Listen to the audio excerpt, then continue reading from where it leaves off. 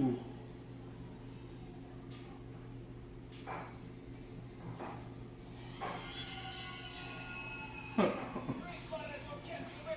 Just like most Puerto Ricans, cheaters.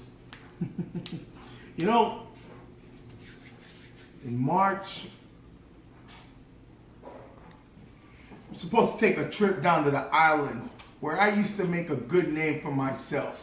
You see, the Hound Dog was used to taking names and kicking ass right in that island. Guys like Chicano, Stefano, Blitz, you name it, I was in the ring with them. But then they give me a call and say, I represent EWO-USA. And guess what? That's cool with me, because at the end, you guys need a true champion.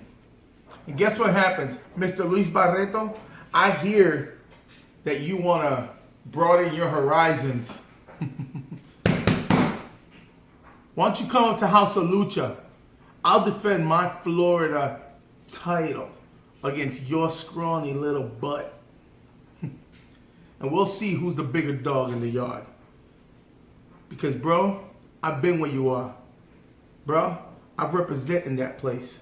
And at the end of the day, I'll whoop your ass, bitch.